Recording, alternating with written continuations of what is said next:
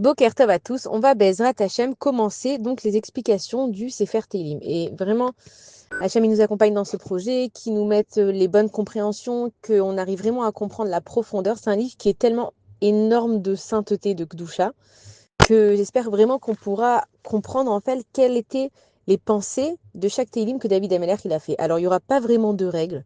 Ça veut dire que peut-être qu'une fois on va s'arrêter sur un mot, peut-être qu'une fois un Tehillim on va faire une histoire en général, peut-être qu'une fois un Tehillim il va avoir plusieurs explications.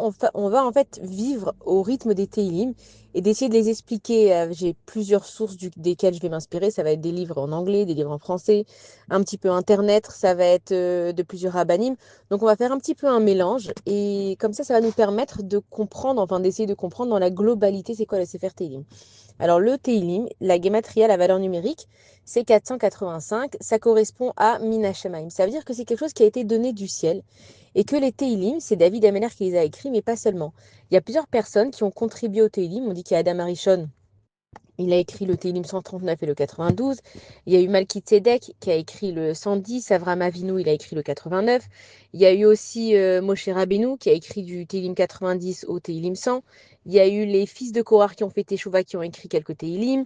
Il y a eu aussi, il s'appelle Assir Elkana et Aviasaf. Ça veut dire que, en fait, les Télim, c'est quoi? C'est une relation avec Akadosh Baruch Hu. Ça décrit, en fait, plusieurs états de vie d'une personne. Ça peut aller de la joie à la tristesse, à la peur, à l'angoisse, à la fuite, à le mal dans une jambe, le mal dans une oreille. Ça peut être aux angoisses liées à la nuit. Ça peut être en fait tellement de choses que David Ameller, il a eu ces télim par inspiration divine. Et pourquoi est-ce qu'on attribue ce livre à David Ameller?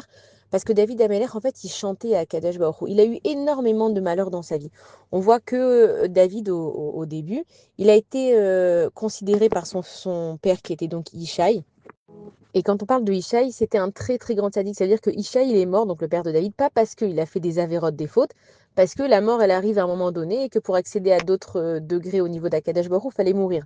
Mais en tout cas, Ishaï, il considérait David comme un enfant illégitime. Et donc jusqu'à l'âge de 28 ans, David, il était expatrié de la famille, lui, il était Roéton, il était dans les champs, et là-bas, il parlait à Kadesh Baruch Hu, il a développé un kécher avec Akadosh Baruch Hu. Et on voit que ça n'a pas l'air logique de dire, attends, mais si Ishaï, c'est tellement un grand sadique, comment il a pu faire ça à David Ameller? Et là, on va essayer de comprendre justement à travers les télim que la vie, elle n'a pas de logique. C'est pas parce qu'on a des parents qui sont justes que forcément ils ont été justes avec nous. C'est pas parce qu'on est dans une certaine position que cette position, elle va nous suivre toute notre vie. Et on va comprendre que justement, la vie d'une personne, elle ne lui appartient qu'à elle-même. Tout le monde est différent. Et puis tout le monde dans sa vie, à un moment donné, s'est dit quoi, mais il n'y a que moi qui pense à ça, quoi, mais il n'y a que moi à qui ça arrive, quoi, mais il n'y a que moi qui est comme ça. C'est parce que chaque Neshama, elle est tellement précieuse, et puis chaque personne, elle a un nom, on a tous un nom différent. Et si vraiment il y a une personne qui a le même nom qu'une autre personne, elle a des parents différents, ça veut dire que à l'intérieur de nous, on a des codes, donc qui font nos noms de nos parents et de notre propre nom à nous, qui font qu'on a une mission de vie différente et que la vie, c'est un chemin à traverser. C'est pas quelque chose qui est prédéfini que si tu fais des études, tu vas réussir et si tu vas te marier avec une personne en bonne santé, tu vas avoir des enfants et que si tu fais attention à ta santé, tu vivras bien. Il n'y a pas de code et il n'y a pas de règles dans la vie, tout simplement parce que la vie, elle appartient à Kadosh Baruch Hu et que le monde, il appartient à Kadosh Baruch Hu. Et donc, David Ameller, en fait, quand il a écrit cet élim par providence divine, il les chantait à Kadosh Baruch Hu. Et il a eu plein d'épreuves. Il a eu son propre fils qui s'appelait Avshalom, qui s'est révolté contre lui. Et quand il n'a pas eu le choix donc de faire la guerre, parce que Avshalom, il avait monté tout un régiment autour de son père pour prendre le pouvoir, David, c'était son fils, il voulait pas le tuer Avshalom. Donc il a dit à ses gardes, écoutez, vous allez écraser la révolte, mais gardez mon fils en vie. Et finalement, Avshalom, il est quand même décédé. Et on voit que David Ameller, il s'est mis à pleurer sur son fils et qu'il répétait son nom pour qu'il monte dans les différents niveaux de Gan Eden. C'est-à-dire qu'il était, Shaoul, c'était lui le roi. Ensuite, il a destitué Shaoul de son trône. C'est pas vraiment qu'il a destitué, ça veut dire qu'à un moment donné, Shmuel Hanavi, on lui a dit va oindre le fils de Ishaï. Il est parti chez Ishaï. Ishaï lui a montré ses fils. Il lui a dit non, c'est pas lui. Et lui, il pensait tellement pas Ishaï que ça pouvait être David qu'il a même oublié de mentionner qu'il avait un autre fils. Et Shmuel, donc Shmuel Hanavi, qui a le kéver à côté de Arshmuel, il a dit mais tu dois avoir un autre fils, c'est pas possible. Akadosh Baruch Hu, il m'a dit que ça allait être un de tes fils. Et là, Ishaï, il s'est rappelé, il a dit ah, tu crois vraiment quoi peut-être c'est David, lui là-bas, le roux, il est coléreux, il est toute la journée dans les champs.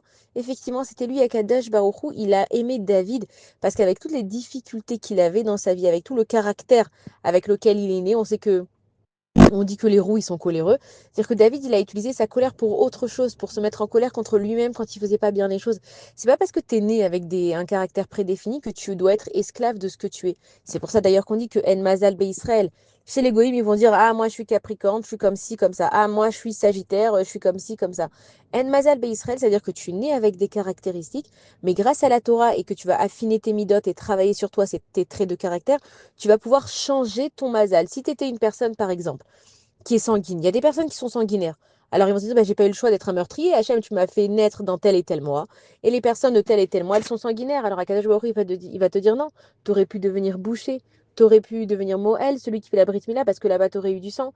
Les personnes qui vont être radines, elles vont dire Hachem, ah, j'ai pas pu faire de chesed, j'ai été radin. Voilà, je suis né dans ce mois-là. Et les gens qui sont dans ce mois-là, ils sont très près de leur sous. Hachem, il va lui dire, mais tu aurais pu utiliser ta radinerie pour autre chose. Tu aurais pu faire, voilà, expert comptable. Et justement, utiliser cette radinerie pour ne pas dépenser trop d'argent si tu t'occupais d'une yeshiva ou d'un séminaire, etc., ça veut dire que En Mazal Israël, les Béné Israël, ils sont au-dessus de tous les codes de la vie. Pourquoi? Parce qu'ils appartiennent à Akadosh Baruch Hu, et on sait que Akadosh Baruch Hu, il est du niveau du surnaturel. On voit aussi que David, il a eu affaire à Goliath. Hein, c'est quoi l'histoire de David et Goliath? C'est pas juste que il a fait une bataille avec un géant. C'était pour dire que celui qui est avec Akadosh Baruch Hu, il n'a pas à craindre. Qu'est-ce qui s'est passé? Goliath, il avait une armure qui le couvrait de la tête aux pieds. Et on sait que David, il a pris avec un lance-pierre et il a lancé une grosse pierre. Et ça a transpercé le casque au niveau du front. Et ça a atterri dans sa cervelle et ça l'a tué d'un coup.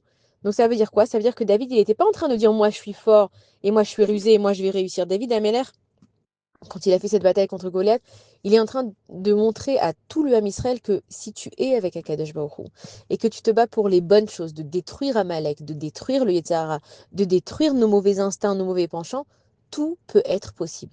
Et donc ce livre de Teilim, on va voir au fur et à mesure, c'est qu'il y a des ségoulottes, c'est bien de le dire, ça va être incroyable de voir, j'ai regardé un petit peu, il va y avoir par exemple quand tu as la narine droite qui est bouchée, il y a un Teilim. T'as mal aux jambes, il y a un Teilim. Pour garder un ami, il y a un Teilim. Pour la paix dans le couple, il y a un Teilim. Pour gagner un procès, il y a un Teilim. Pour monter sur un bateau, pour aller dans un voyage. Ça veut dire que Akadosh Baruch Hu, à travers les Teilim qu'il a donné à David Ameller parce qu'il les chantait, il est en train de nous donner une façon de vivre la vie. Et on va voir qu'au fur et à mesure des Teilim, il y a un moment donné, David Ameller, il dit Kol mishbarecha vegalecha alay avaru. Ça veut dire que toutes les cassures, mishbarecha, vegalecha, comme des vagues, alay avaru. Il n'a pas dit moi j'ai passé toutes ces choses-là, il a dit ces choses-là sont passées sur moi. C'est-à-dire que la vie, c'est pas moi en fait qui vis. Moi, je crois que je me lève et je vais faire ça, et aujourd'hui je vais investir ici, et aujourd'hui je vais nettoyer ma maison, et là je vais aller voir cette personne. C'est que la vie, elle passe à travers nous, et que nous, on a des épreuves qui arrivent, mais qu'on a une solution de les passer avec Akadosh Baruch Hu. Si tu crois que tu as vécu ta vie seule, alors là, oui, tu pourras que t'apitoyer sur ton sort et dire, oh là là, Hachem, quelle vie tu m'as envoyée. Et j'ai eu lui qui était malade, et j'ai eu lui qui m'a volé, et j'ai eu elle qui m'a trahi. Là, c'est quand tu prends la vie que pour toi. Mais si tu comprends que Akadosh Baruch Hu, ce qu'il veut, c'est simplement que tu t'élèves en tant qu'être humain et que tu ressembles le plus possible à Akadosh Baruch Hu, que tu donnes en tout cas toute ta confiance à Akadosh Baruch Hu, en n'ayant pas confiance aux êtres humains, tu pourras dire Allah Yavaru. La vie, elle est passée à Akadosh Baruch Hu et regarde qui je suis devenue. Regarde que j'ai rendu le bien là où on m'a fait du mal. Regarde que j'ai toujours cherché à te trouver. Et c'est pour ça que Akadosh Baruch Hu, il a un amour très spécial avec David Avénère parce que des galères, il en a eu. Et il en a eu des tonnes, on va les voir. Mais il a toujours dit à Kadesh Baruch Hu, j'ai confiance. Je te remettrai pas en question. Hachem, aide-moi à m'en sortir, mais il va pas dire à Kadesh Baruch Hu, pourquoi tu m'as mis dans cette galère. Hachem, il va pas dire, Hachem, pourquoi tu m'as fait cette chose-là, mais Hachem, il va dire, aide-moi à traverser cette chose-là. Et en fait, c'est une différente façon de voir la vie. Soit tu te dis, je suis toute seule, faut que je me débrouille. Soit tu te dis, et si à Kadesh Baruch Hu, finalement, tout ça, c'était pour que toi et moi, on crée un lien, un kécher entre nous. Et David Ameller, alors Adam Arishon, il avait vu par prophétie qu'il y avait l'âme de David Ameller qui allait venir dans ce monde et que cette âme-là, elle devait vivre que 3 heures. Et comme Adam Arishon, à l'époque, il vivait des années, il a dit à Kadesh Baruch Hu, regarde, cette âme, elle est très spéciale. Elle ne peut pas venir que 3 heures dans ce monde. Donc moi, Adam Arishon, je vais donner 70 ans de vie à David Ameller. David Ameller, il a vécu 70 ans. Et comme on sait que Adam Arishon, à l'intérieur de lui, il portait toutes les neshamot, toutes les âmes du Ham Israël, ça veut dire que comme il a donné 70 ans de sa vie, il a donné aussi 70 ans de son âme à David Ameller. C'est pour ça que David Ameller, quand il a écrit les Teilim, il les a écrits pour toutes les âmes du Ham Israël, parce que en lui, il avait toutes les âmes du Ham Israël. C'est pour ça qu'on va voir que le Teilim que David Ameller il a écrit, on va se dire, mais c'est marrant, mais ça parle exactement de ma vie. C'est fou ce qu'il a passé, je ressens la même chose. C'est pas simplement que je ressens la même chose, c'est que quand il l'a écrit, à ce moment-là, il avait ton âme à toi à l'intérieur de lui. Et il savait que ce que lui, il allait passer, toi aussi, tu allais le passer. Donc quand toi, tu vas lire Tehillim, en fait, c'est pour toi. C'est comme si maintenant, on te dit, voilà, je te donne un Sefer Tehillim avec 150 prières, et chaque prière, elle est pour toi. Elle a été descendue du ciel pour toi. C'est pour ça que c'est tellement important.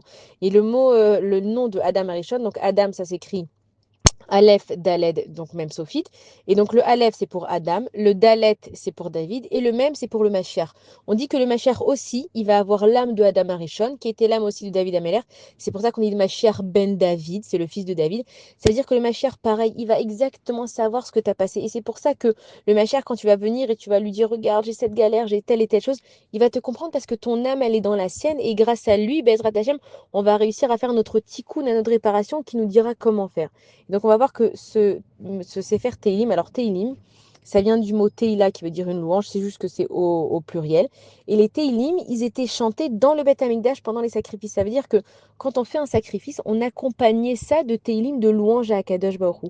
Ça nous apprend que chaque chose que tu fais dans ta vie, c'est un sacrifice. Se lever le matin, emmener ses enfants à l'école, accoucher, ne pas tomber enceinte, trouver un mari, pas trouver un mari, quelqu'un qui se blesse, quelqu'un qui a mal à la jambe. Tout ça, c'est des sacrifices qu'on fait pour Akadosh Baruch Hu et on va les accompagner justement de Teilim.